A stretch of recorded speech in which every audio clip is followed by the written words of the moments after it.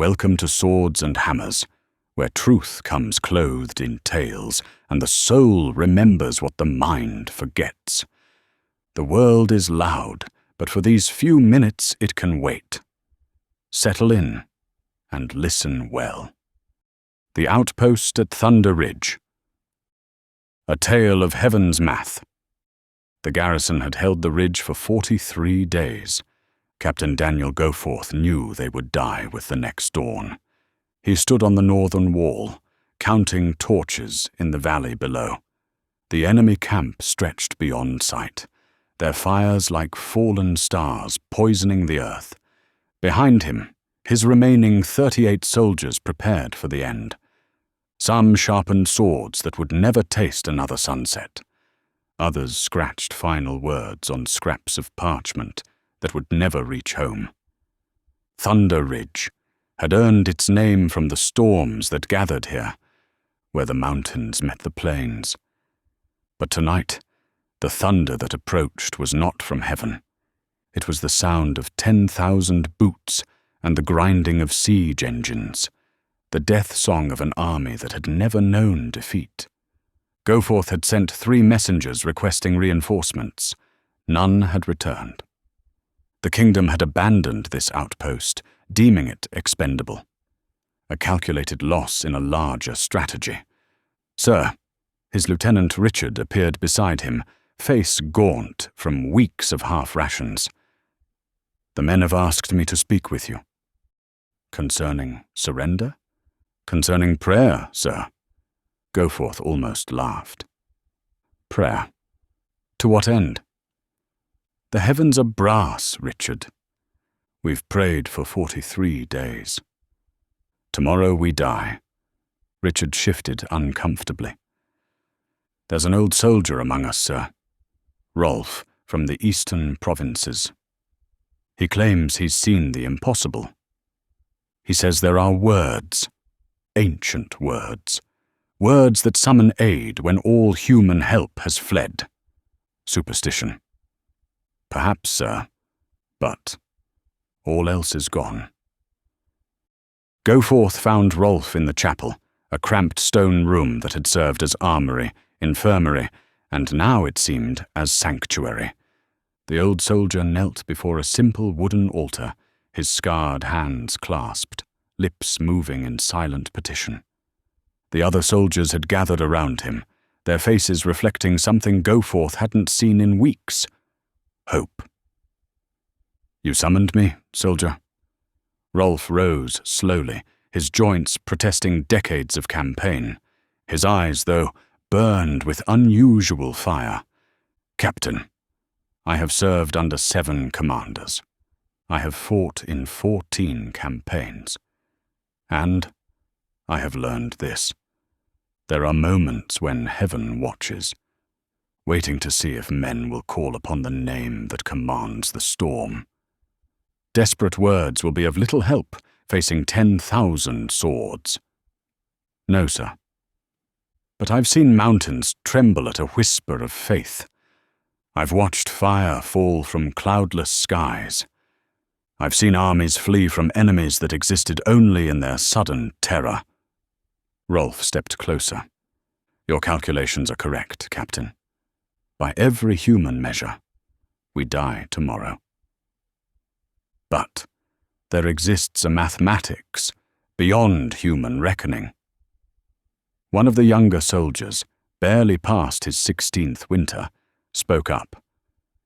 "Tell him about the Valley of Bones, Rolph. Tell him what you saw." Rolph nodded slowly. 20 years passed. I served in a company of 200. We were surrounded by a barbarian horde in a canyon with no escape. Our commander was a man who knew the old prayers, the kind they don't teach anymore. When death was certain, he stood on a boulder and cried out. Not to the king who had abandoned us, not to allies who would never come. He cried out to the God who rides upon the storm. The room had gone silent. Even Goforth found himself leaning forward. "The earth moved, Captain. I do not mean metaphorically." The canyon walls cracked. Steam rose from fissures that hadn't existed moments before. The sky, clear at sunset, turned black as pitch. Lightning struck, not randomly, but with accuracy, creating a wall of fire between us and our enemies. In that supernatural flame, I saw shapes, Captain. Warriors taller than any mortal man, with swords that burned white-hot. The barbarians fled, another soldier continued. Not retreated, fled in absolute terror, trampling their own in their haste to escape. We walked out of that canyon without losing a single man. Goforth wanted to mock, to restore military discipline with skepticism. But something in Rolph's eyes, something in the breathless attention of his men, stayed his tongue. "And you believe this intervention can happen here?" "I believe," Rolph said carefully, "that righteousness, not perfection, but the integrity of those who stand against evil, creates a claim upon heaven. We hold this ridge not for conquest, but to protect the villages behind us. 10,000 approach, not to defend, but to destroy. The cause matters, Captain. The heart matters. Heaven weighs such things." Thunder rolled across the valley, real thunder now, though no clouds marked the stars. The enemy's drums had begun, a rhythm that would continue until dawn, designed to prevent sleep, to erode courage with each relentless beat. Goforth stood alone on the wall, Rolph's words echoing in his mind. Below him, the old soldier had begun to pray aloud, and others had joined him. Their words rose like smoke from the courtyard. "You are my rock. You are my fortress. You are my deliverer. In you, Lord, I take refuge. You are my shield. You are my salvation. You are my stronghold." Ancient words. Words that predated the kingdom, the ridge, perhaps the very mountains themselves. Words that claimed promises Goforth's military training had never acknowledged. The drums grew louder. Siege engines creaked into position. Dawn approached like an executioner's axe. And then Goforth heard it, or thought he did. Another sound beneath the drums, beneath his men's prayers. A vibration in the stone itself, as if the mountain's heart had begun to beat. He placed his palm against the wall and felt it clearly, a rhythm that answered the enemy's drums with deeper percussion. "Sir!" Richard ran toward him, eyes wide. "The eastern watchpost. You need to see this." From the eastern tower, they could see the full enemy encampment. But something was wrong. The orderly lines of tents had broken. Soldiers ran between the fires, not in formation, but in confusion. Horses had broken free from their pickets, stampeding through the camp. "What's happening?" Richard whispered. Before Goforth could answer, the earth buckled. Not a mere tremor, but a convulsion that threw men to their knees. Cracks appeared in the courtyard, racing outward like living things. Steam hissed from the fissures, carrying the scent of deep earth. And something else, something that made the hair on Goforth's neck rise. The enemy's drums faltered, then stopped. In the sudden silence, Rolph's voice rose clear. The cords of death encompassed me. The torrents of destruction assailed me. In my distress I called upon the Lord. To my God I cried for help. The mountain answered.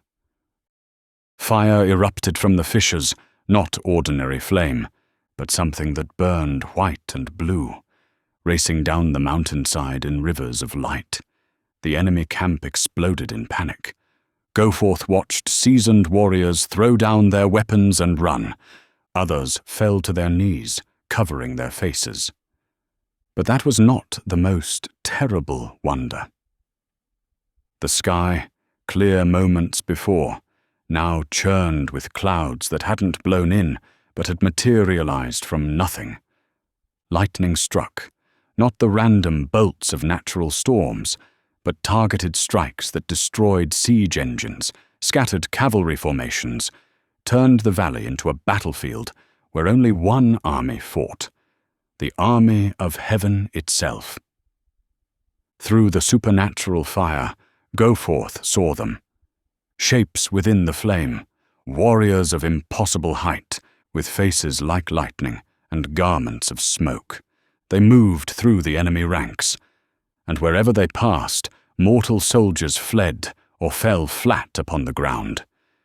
These were not men. These were something older, something that served a commander whose word could unmake mountains.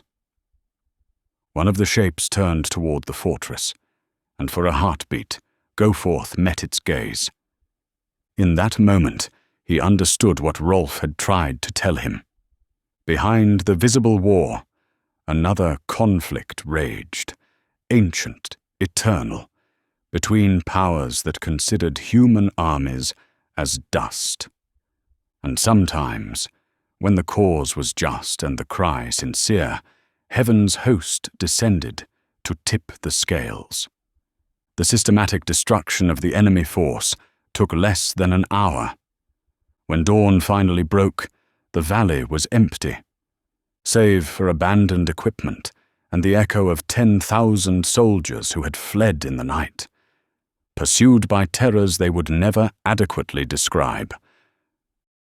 Richard found his captain in the chapel, kneeling beside Rolph. The old soldier was teaching him the ancient words, the prayers that acknowledged a kingdom above all kingdoms, a throne before which all earthly power was shadow. "The reinforcements, sir," Richard said quietly. "They've just arrived from the capital. It is a full legion, sir. They're asking what happened to the enemy." Captain Goforth rose slowly. "Tell them the truth, Richard. Tell them heaven has its own plans. That prayer is not the refuge of the weak. Prayer is the weapon of those who know where true strength dwells. Tell them that I have learned something more valuable than all my years of strategy." "What's that, sir?" "That we are never abandoned. Not when we call upon the name. The God who rides upon the storm has not forgotten how to fight." Rolph smiled, his weathered face peaceful. "The Lord is my rock, my fortress, my deliverer," he said softly. "My God, my strength, in whom I will trust." Outside, the sun climbed higher, burning away the mist that clung to Thunder Ridge. The mountain stood unchanged, eternal, a testament to battles both seen and unseen. But in the chapel, 39 soldiers had become different men. They had witnessed the impossible. They had seen beyond the veil that separates earth from heaven. They had learned that when human help fails, and when death seems certain, there remains an appeal to a higher court, a mightier warrior, a supreme commander whose very breath can scatter armies like leaves before a hurricane. The story would spread, as such stories do, whispered in barracks, shared around campfires, passed from father to son. The story of how Thunder Ridge had held against impossible odds, how heaven itself had intervened when men of integrity cried out in their distress, how the ancient words still carried power. Power for those with courage enough to speak them. Some would doubt, others would mock. But for those who had stood on the walls that night, who had felt the mountain tremble and watched fire fall from heaven, no skepticism could erase what they had witnessed. They had called upon the Lord, and he had answered with thunder. Years later, when Rolph lay dying, surrounded by the soldiers he had taught to pray, he would speak once more of that night. "We think ourselves alone," he whispered, his voice barely carrying. "We measure our strength by swords and shields, by numbers and strategies. But there exists a power that laughs at our calculations, a love that will move heaven and earth for those who call upon it with sincere hearts." He gripped Goforth's hand with surprising strength. "Remember, Captain, in your darkest hour, when defeat seems certain and death draws near, remember the battle at Thunder Ridge. Remember that you are never abandoned. The God who delivered us that night, he has not grown weak. His arm has not shortened. His ear still bends to the cry of the righteous." Rolph's eyes closed for the last time, but his final words hung in the air. Great salvation he brings to his king, and shows steadfast love to his anointed. Forever and ever. Goforth would carry those words with him through 3 more decades of service. In every impossible situation, facing every insurmountable odd, he would remember the night heaven came to Thunder Ridge, and he would pray the ancient words, the Word of God. Captain Goforth would teach the Word of God to a new generation of soldiers. Soldiers who needed to know that beyond human help stood a warrior whose very name could shake the foundations of the world. The ridge still stands, a monument to more than military strategy. Travelers passing that way sometimes pause, feeling something in the air, a presence in the stones themselves. Local shepherds say that on storm-filled nights, when lightning splits the sky, you can still hear it, the echo of prayers that summoned heaven's host, the memory of fire that burned without consuming, the whisper of a promise that those who call upon the name will never be forsaken.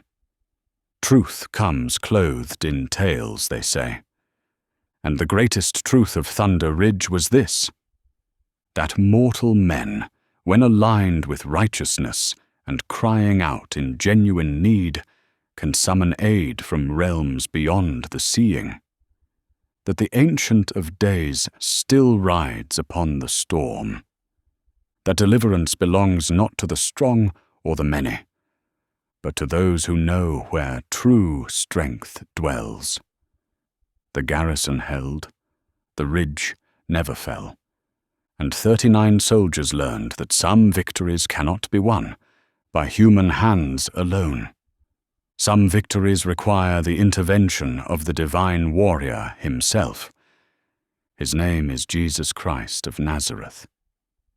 And dear listener, when one day you find yourself standing in your very own Thunder Ridge, remember the name. His name is Jesus. Selah.